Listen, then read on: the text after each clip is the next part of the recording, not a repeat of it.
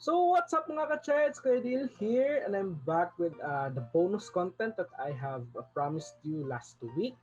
So are you excited to find out the bonus content? So this is the actually an assignment given to us by Quantum Review Center. So specifically si Ma'am Lara. So shoutout kay Ma'am Lara, may Lumbres. So uh, because of that assignment, so I will be making this video now.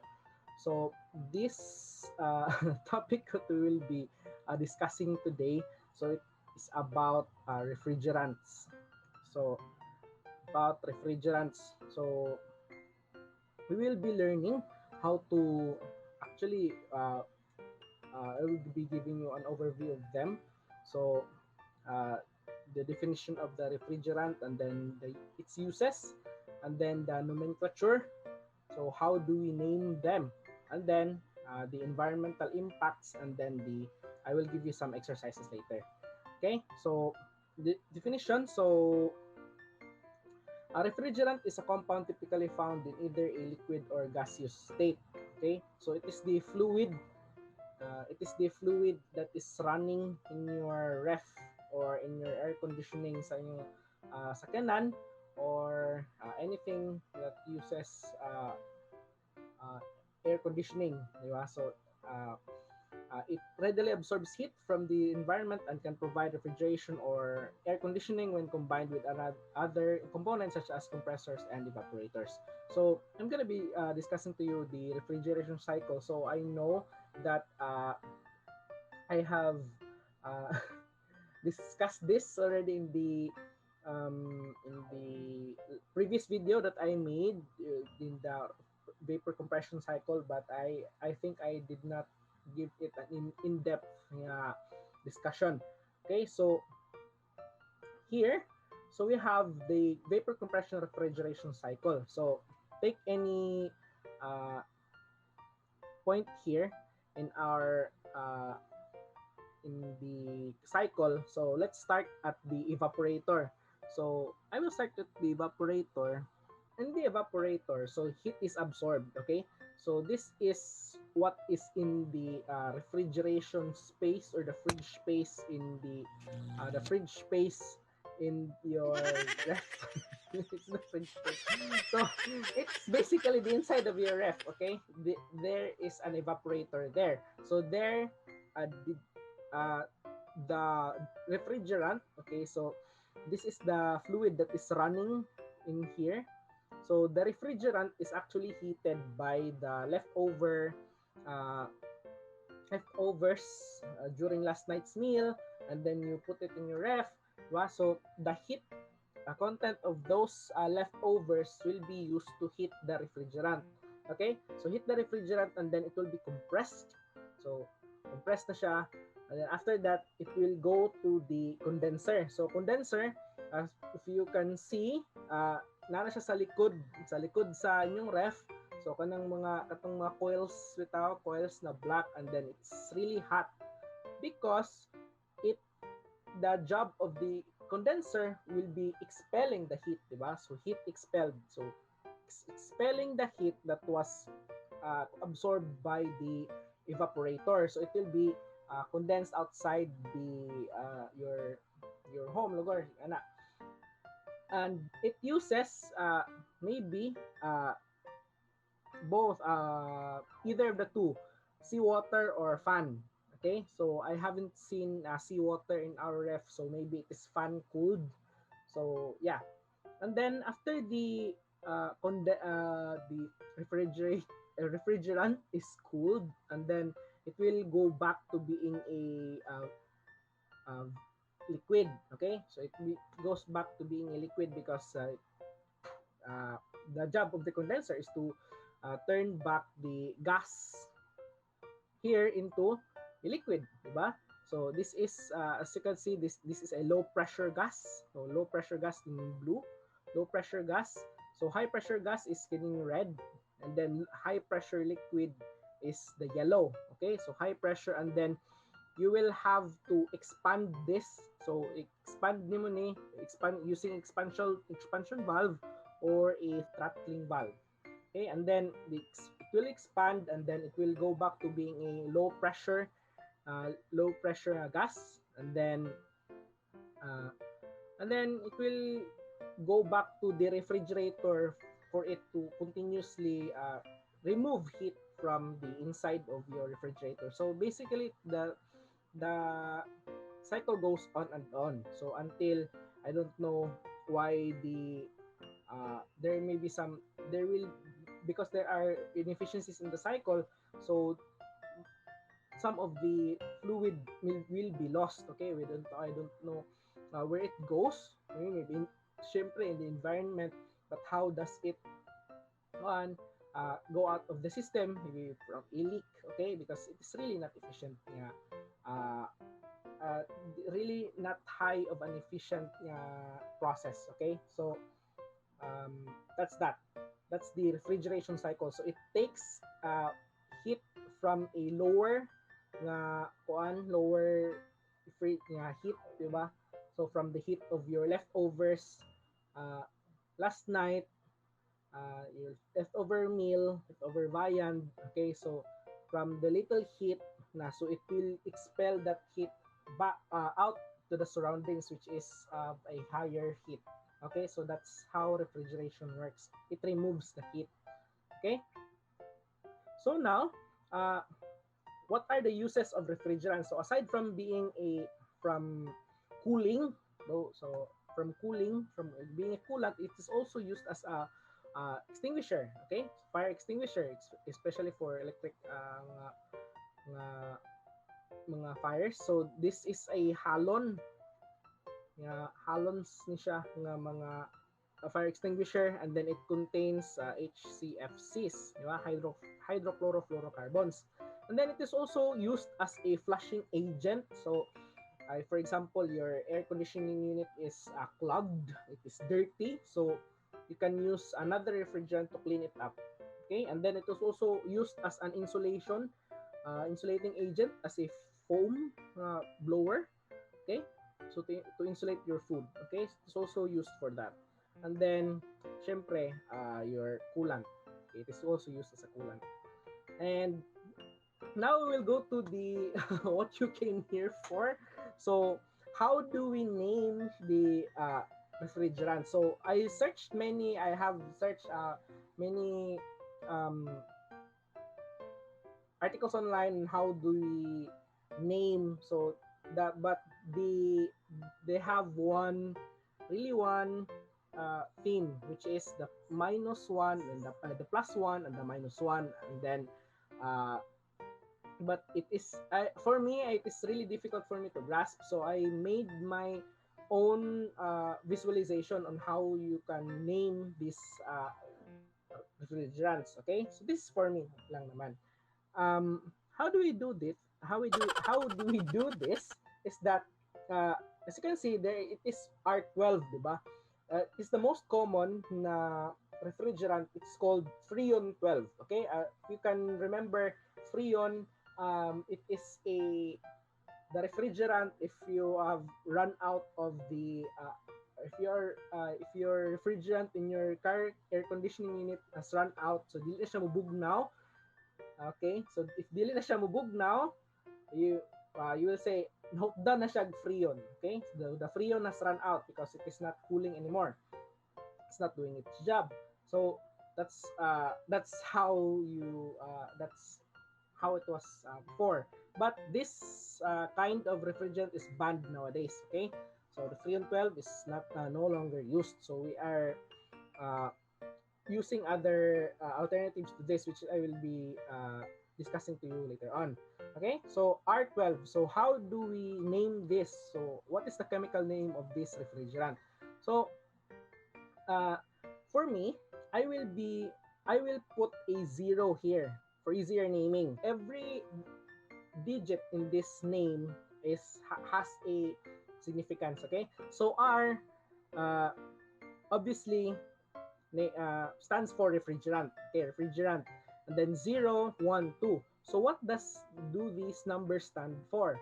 Okay, so it stands for the number of C atoms, number of H atoms, and then the number of fluorine atoms. Okay? So for C, this first digit, you just have to add 1 to that, plus 1. And then the second digit, which is of H, so minus 1. Okay, so that's the rule. And then F, don't bother. Okay, so that's that's how you can name that. So for me, for easier naming, I draw it. Okay, so for example, kini, we have 1C, di ba? 1C. So meaning if it has one carbon atom, meaning it is in the methane, di ba? Methane nga series, okay? Methane siya, kay isa naman. So we have 4 valence nga electrons, di ba? Up for sharing. So okay, so for H, di ba? Kining 1 dire, it says that it will be subtracted with 1, di ba? So 0 na ni siya. So what you can replace, so wala man daw wala H, di ba? Walang H. So what that means is that you will replace it with chlorine atoms, okay? Chlorine, and then F stands for fluorine, meaning you will put there are 2 fluorine atoms here. So let's put 2 fluorine atoms here, and then the remaining will be filled up with chlorine atoms. So meaning this refrigerant's name is difluoromethane. Okay, difluoromethane. So that's how easy it is actually. Difluoromethane. So next is here. So 3 digit na siya. So 3 digit. So it's actually the same. So it's C, H, and then F. Diba? So plus 1, minus 1, and then C, 3. So leave it B. Okay? So we have now 2 C atoms. Diba? So meaning this is the ethane series. So ethane na siya, ethane. So C and C. So we have 6 valence electrons that will be up for sharing. Okay? And then we will have a di ba? There will be no H atoms here. So meaning all of the vacant positions, vacant valence nga positions, diba, will be filled up with fluorine. Okay, so let's fill it with fluorine first. So fluorine, there are 3 fluorine atoms here. So let's put it here, fluorine, and then the other here. Okay, we can name this trichloro-trifluoroethane. So that's simple as that. Trichloro-trifluoroethane. So that's the name of this, trichloro-trifluoroethane. Sige. Next will be the R134A. So R134A is actually the most famous na refrigerant. It's actually used in the air conditioning of your cars. Okay? So it's because it is less harmful than the Freon 12 earlier. So let's name this, okay? So name of this is, di ba? C, H, and then F. Okay? So we have a plus 1, minus 1, and then F. And then naatay, we have an A here. This stands for the A stands for the next most stable nga isomer niya. Okay? So because this refrigerant can have isomers. Okay? So one isomer of this is actually R134. Okay? R134. And then the next isomer is R134A. And then maybe we have R134B. Diba? But as far as I know, we only have 2 isomers of this. We have R134 and R134A. So let's construct this. So actually this type of refrigerant has a structure of this as you have, di ba, C, so C2, C. So So we have an ethane here. So we have 4 chlorine. We can put that here, pat chlorine, and then we can put 1F there. And then we know that we have 2 hydrogen atoms, di ba? So, di ba, 2, 3 minus 1 is 2. So, butangan ninyo og H diri and H. Okay? Okay, that's that. So, if you can name this, di ba? We'll name this. So, that's the structure of this atom, di ba?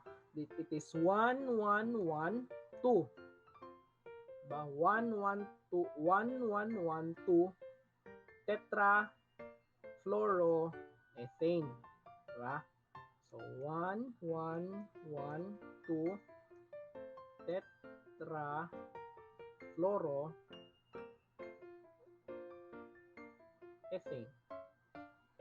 That's the name of that refrigerant. Okay? Next is the R404A. And this is actually a famous refrigerant, but it is now banned in Europe because it is a really high global warming potential. So it can cause global warming. So this the use of this is discontinued na. So let's look at these types of refrigerant because these are actually unique ng mga refrigerant because these refrigerants are actually mixtures, okay? And they are called zeotropes. Zeotropes. A zeotrope is a blend of 2 or more refrigerants whose liquid phase and vapor phase always have different composition. Okay, so what do I mean here is that because these are compositions, diba? They have different compositions. Okay? They are blends, man. They are blends. So for example, this R404A, this does not actually uh, point to a atom, diba? Atom or an atom, but uh, it it points to a number. Actually, this A here, this diba, small letter A mo to ganina. That means for the isomers. Okay, isomers to siya. But for the big capital letters, and then if mutungtong na mo og 4 nga mga kuan, 4 nga mga series.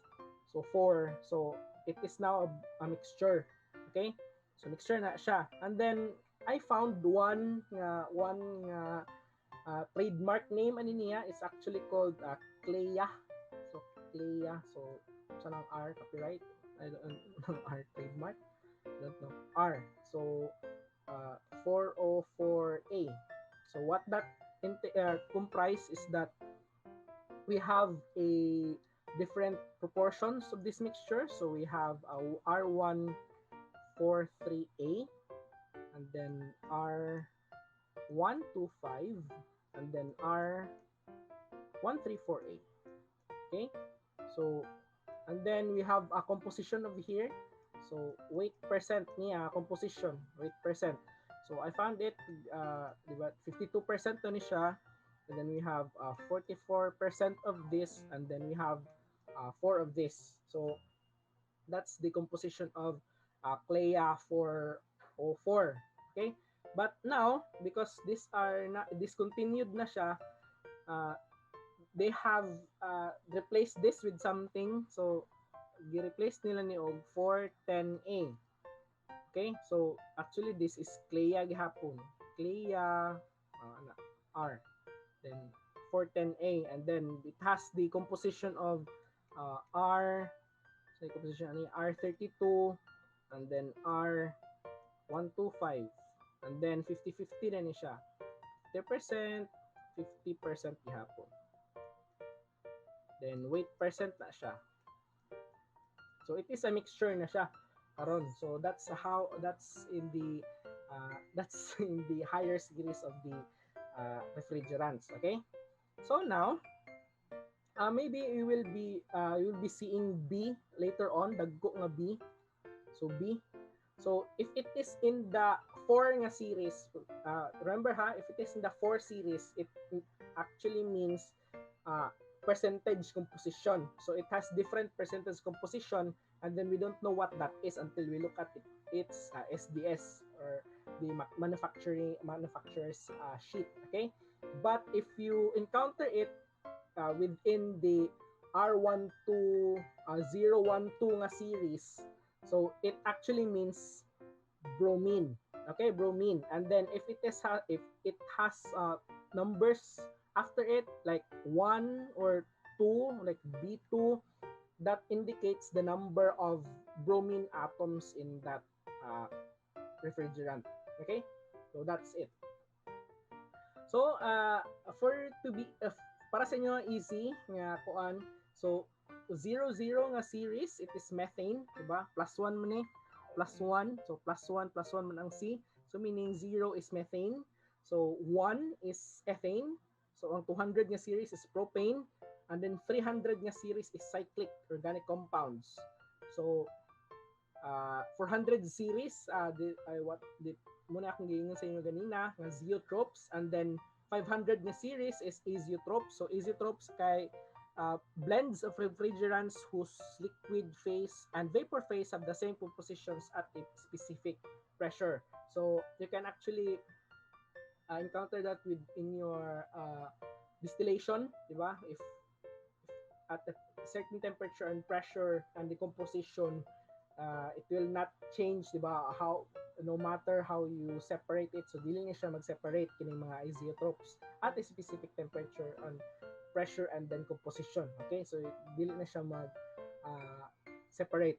Next is the organic compounds, 600 series, and then 700 series is the organic compounds.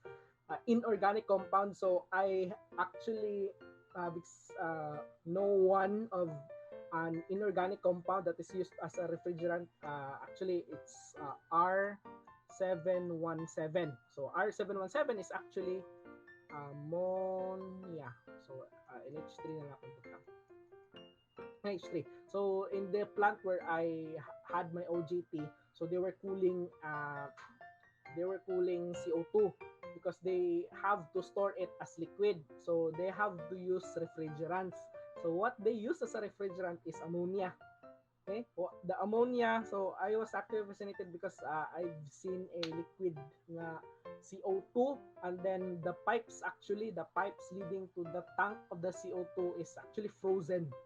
With naay mga there are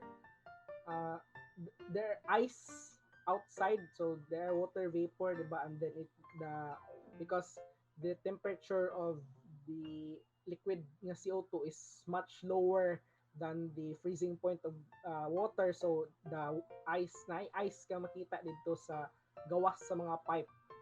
The ice ang pipe dito sa gawas rin noon, but not on the inside, because if that will happen, they will not use they cannot use the liquid CO2 anymore.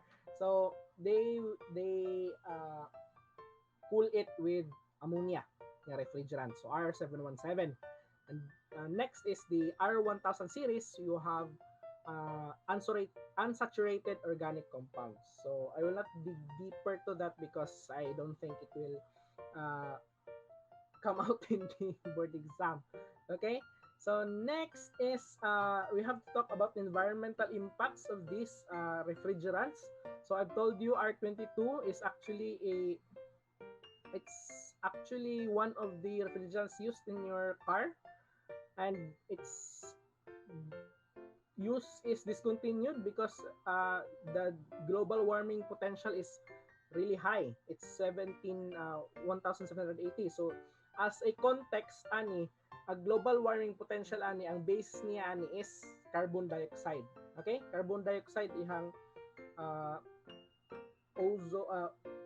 global warming potential ani niya. So unsa murag how many pila ka CO2 ang equivalent aning R22. So that's what it means. Okay? So if ang isa ka CO2 molecule or CO2, o siguro unsay lang gamit ani, is 1. So imagine R22 is 1780, so it is really detrimental to the environment. Okay, so it can cause global warming. And then as you can see, there are really a lot of refrigerants here nga makadaot gyud sa ato ang environment. So we can actually how do we select refrigerants, di ba? So we select refrigerants that has a lowest nga global warming potential and then low pod nga ozone depleting potential, that is ODP, di ba?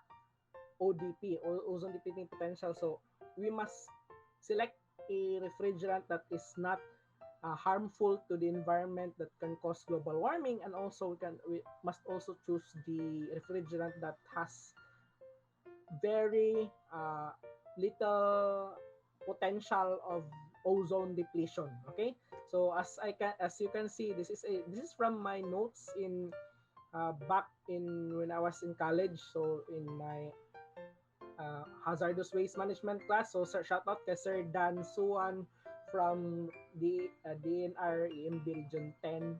So he's my teacher of this. So sir, thank you ani sir. So we have the R123, okay?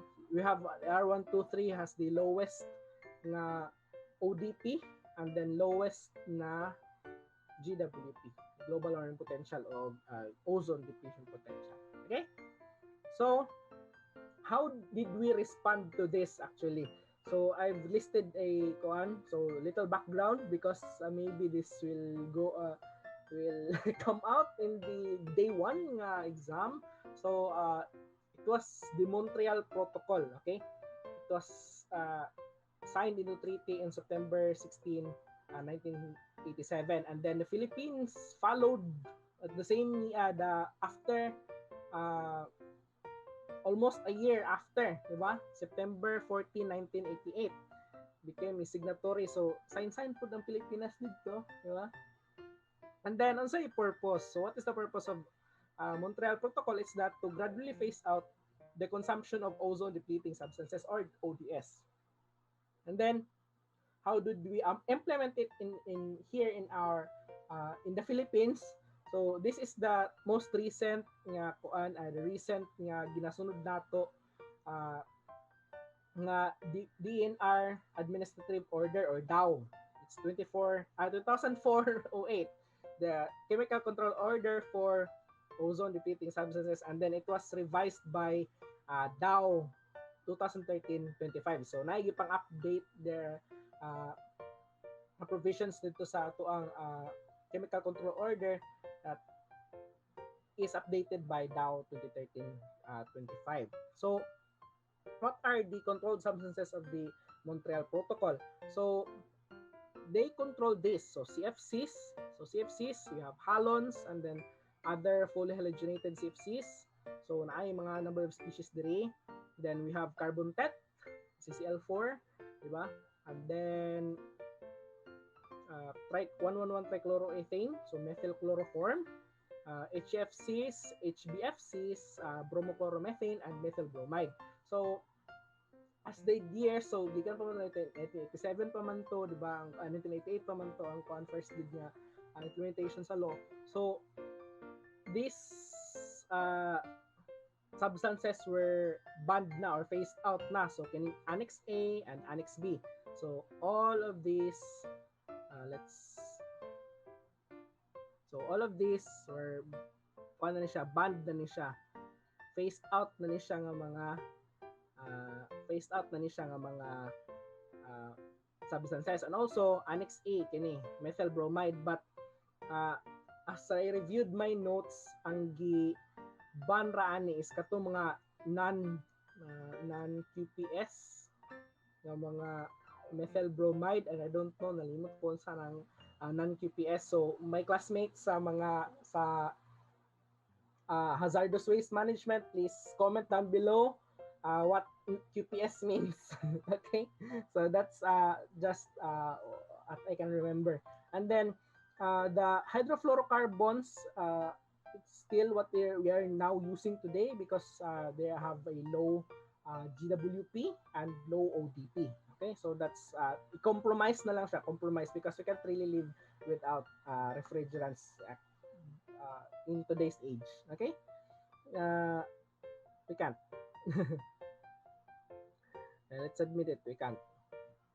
Okay, so next is the I have an exercise for you. So please practice.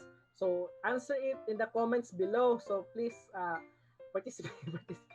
So practice your naming skills in the comments below. Okay, so uh, answer. So R32. So answer unsa nagi. I have an example here. So di ana, di ba?